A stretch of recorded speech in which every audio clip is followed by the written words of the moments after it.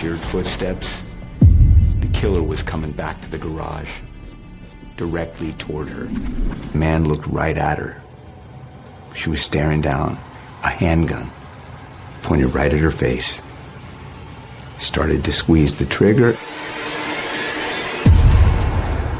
The bullet sailed over her head. He walked away and decided to let her live that night. No one has any idea why.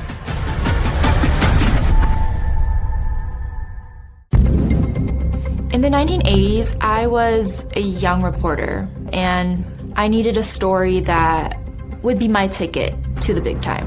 When I first heard about the murder of the woman in the condo, the story felt like your basic home invasion murder. Still, there was something that was a little bit off about this one. Why didn't the gunman kill the other woman? That question really gnawed at me. The surviving victim was understandably shaken.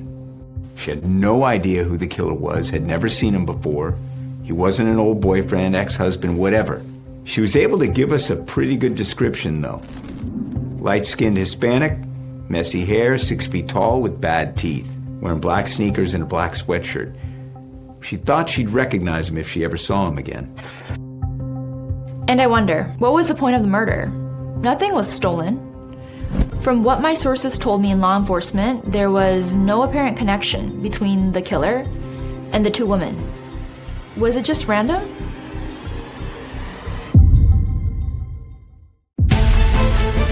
Forensics found no prints in the condo of any use, but they did recover a .22 caliber shell casing.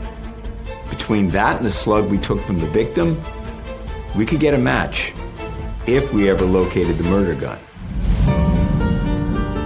1 mile away from that condo murder scene, there was a drive-by shooting. But police were playing this one even closer to the vest. They wouldn't really squat. What was so special about another drive-by? That on the street, forensics found a .22 caliber casing, and it matched the one from the Barcroft murder. That's when I first feared we might be looking at something very, very bad out there. I first met Satan in the 80s. I was 19 living in LA. He came to me when I was hungry and bored, sick of people looking at me like I was a piece of shit. Satan taps me on the shoulder. Says, if it feels good, then it's good. Whether that's eating junk food, smoking crack, or dominating some little bitch who wants her ass taken. See, all those religions tells you everything pleasurable is a sin because they want to control you. But I will not be controlled.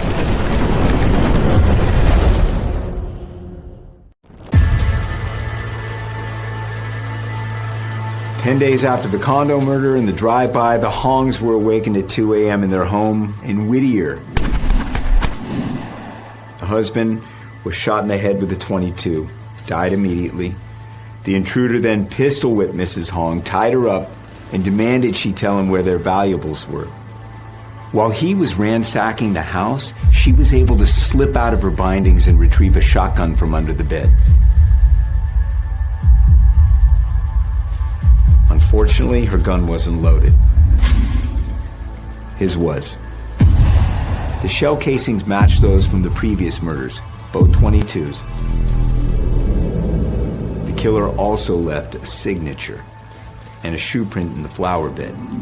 We measured it to be a size 11 or 12. 4 dead, 1 injured in 10 days. I went back to the precinct thinking we better find a match on that shoe print before this bastard hits again.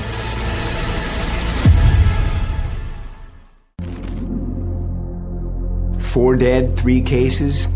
This is a cop's biggest fear. A serial killer. Just killing for the hell of it. The pentagram he left behind in the last 2 shootings told me we might be dealing with a real sicko. So I started thinking. Throughout 1985, there'd been a series of child abductions with a common suspect. There was a police sketch that I thought looked similar to the one based on Jocelyn Kramer's description. But when I brought it up with Sex Crimes Division, they kind of just laughed me off. I was new in the Homicide Division, kind of wet behind the ears, so I didn't push it. Didn't have the confidence at the time. And when I asked if I could speak to some of the kids, Captain turned me down. Of course, nobody else had any bright ideas, and man, did we need them now. In late May, the Sex Crime Division was looking into another abduction. A 6-year-old girl was taken from her home, carried out the window, driven to an oil field, and assaulted. Sex crimes cops did tell me to butt out again, but I could tell their heart wasn't in it this time. They saw what was going on with this serial case, and the public was starting to get angry. The girl described the assailant as having broken teeth, black clothes, crazy hair, same description the 2 survivors gave us. The assailant left a footprint in some mud at the site, so I wanted to get down there and take a look at that print. And holy shit, it matched the print in the Hong case, just like I predicted, size 11.5. I felt like I was getting close, but not close enough.